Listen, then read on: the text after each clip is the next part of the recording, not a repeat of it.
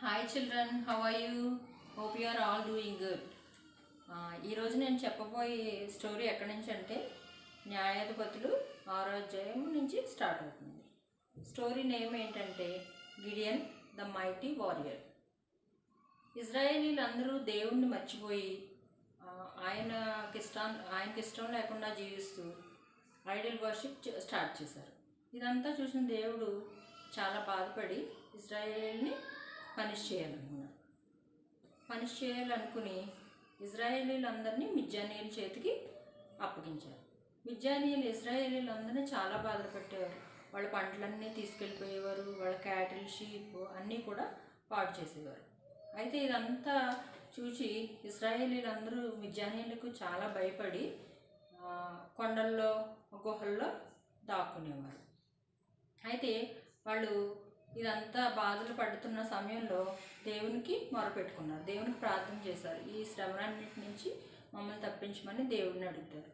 అయితే దేవుడు వారి మీద జాలిపడి ఒక వ్యక్తిని ఏర్పాటు చేసుకుంటారు వాళ్ళని రక్షించడం కోసం. అతను ఎవరంటే గిడియన్. యోవాషు కుమారుడైన గిడియన్ని న్యాయాధిపతిగా ఏర్పాటు చేసుకుంటారు. గిడియన్ని తెలుగులో ఏమంటారంటే గిద్యోన్ అంటారు. గిడియన్ ఒకరోజు ఏం చేస్తాడంటే వీటిని ఫీల్డ్స్ నుంచి సెపరేట్ చేస్తూ తను పని చేసుకుంటూ ఉంటాడు. అయితే అక్కడ దగ్గరలో ఉన్న మస్తకి వృక్షము ఉంటుంది. అక్కడ ఆ చెట్టు కింద ఒక వ్యక్తి the Brave and mighty man అని గిద్యోన్ని పిలుస్తాడు. పిలిచినప్పుడు గిడియన్ అటు చూసి ఎవరా అనుకుంటాడు. అప్పుడు ఆ వ్యక్తి ఎవరంటే యెహోవా దూత. యెహోవా దూత ఏమని పిలుస్తుందంటే పరాక్రమం గల బలాఢ్యుడని, యెహోవానికి తోడై ఉన్నాడని చెప్తుంది.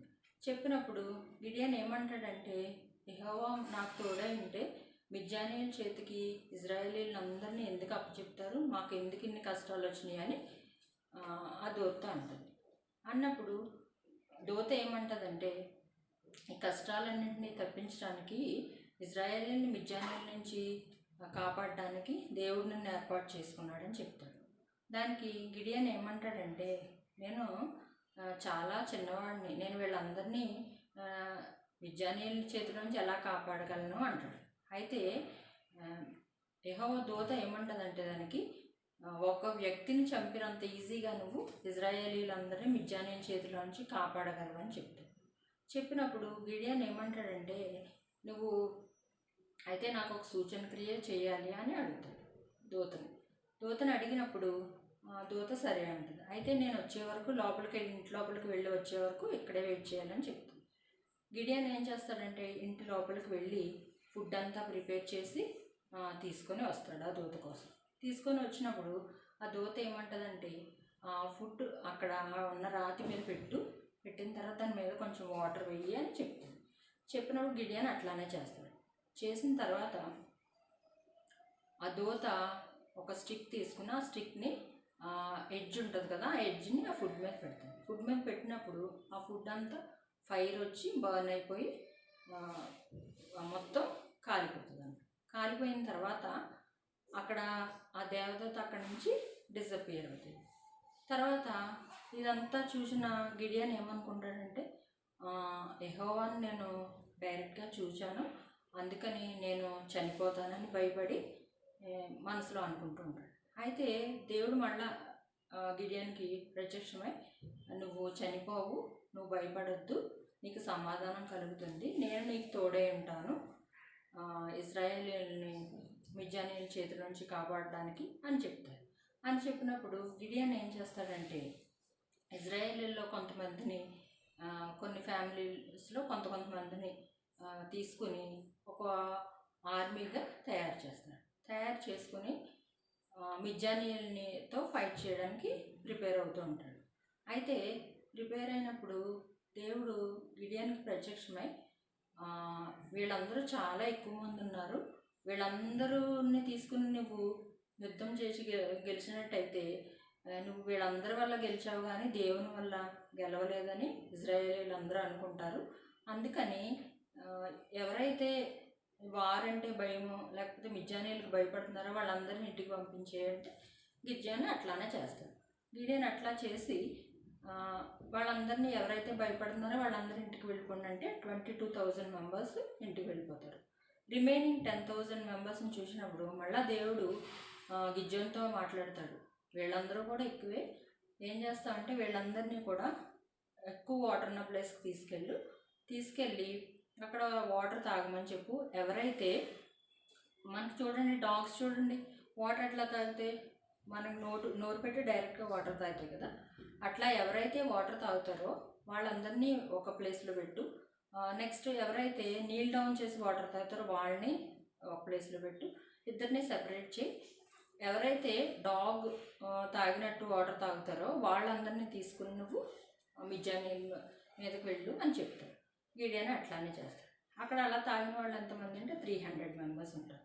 300 మెంబర్స్ని తీసుకుని మిద్యానీయుల మీదకి ఫైట్ చేయడానికి వెళ్దామని ప్రిపేర్ అయినప్పటికీ కూడా గిడియోన్కి మనసులో ఇంకా భయం ఉంటుంది.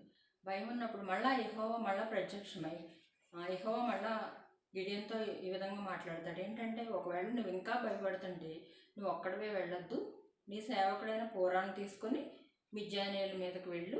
అక్కడ ఇద్దరు వ్యక్తులు మాట్లాడుకుంటూ ఉంటారు. ఆ మాటలు విన్న తర్వాత నువ్వు పూర్తి బలం పొంది నువ్వు వాళ్ళతో ఫైట్ చేయడానికి నీకు స్ట్రెంత్ వస్తుంది అని చెప్తాడు. చెప్పిన తర్వాత గిడియోన్ ఏం చేస్తాడంటే పూరాన్ని తీసుకొని అక్కడ మిద్యానీయులు ఉన్న ప్లేస్కి వెళ్తాడు. అక్కడ ఏం చేస్తారంటే ఇద్దరు వ్యక్తులు మాట్లాడుకుంటూ ఉంటారు. ఏంటంటే ఒక పర్సన్ ఏమంటాడంటే, నాకు రాత్రి ఒక కల వచ్చింది. ఆ కళలో ఏమైందంటే ఒక యవల రొట్టె ఇక్కడున్న ఒక గుడారం మీద పడింది. ఆ గుడారం మీద పడినప్పుడు ఏమైందంటే ఆ గుడారం పడిపోయింది అని చెప్తాడు.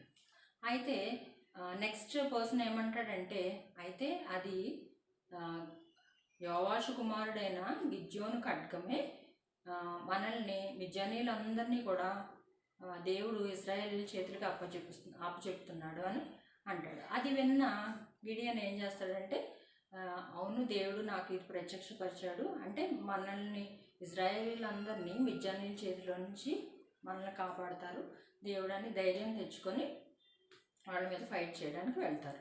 ఫైట్ చేయడానికి వెళ్ళినప్పుడు ఇక్కడ ఎంతమంది మిగులుతారు? 300 మెంబర్స్ మిగులుతారు కదా.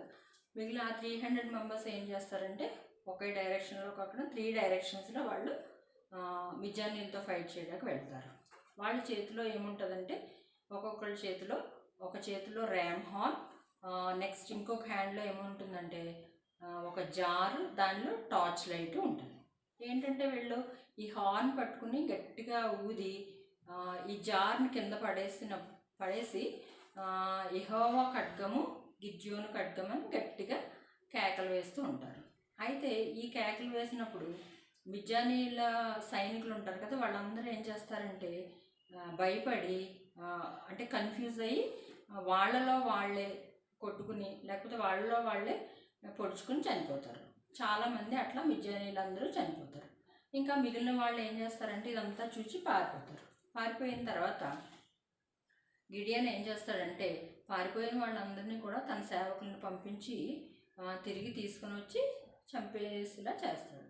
ఆ విధంగా గిడియోన్ మిద్యానీయుల చేతిలో నుండి ఇశ్రాయేలీయులందరినీ కాపాడతాడు.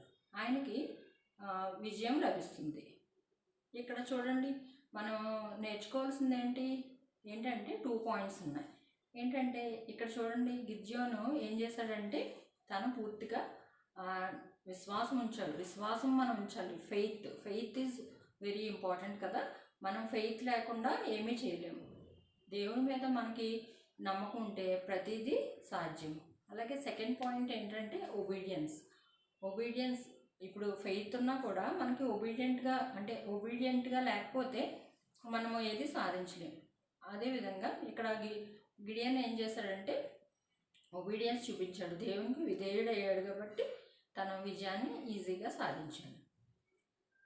ఓకే, సరే, మీరు కూడా ఆ విధంగా దేవునికి దేవుని యందు ఫెయిత్ ఒబీడియన్స్ కలిగి జీవించాలని కోరుకుంటున్నాను. ఈరోజు మెమరీ వర్స్ ఏంటంటే హెబ్రీ పత్రిక 11th chapter 1st verse.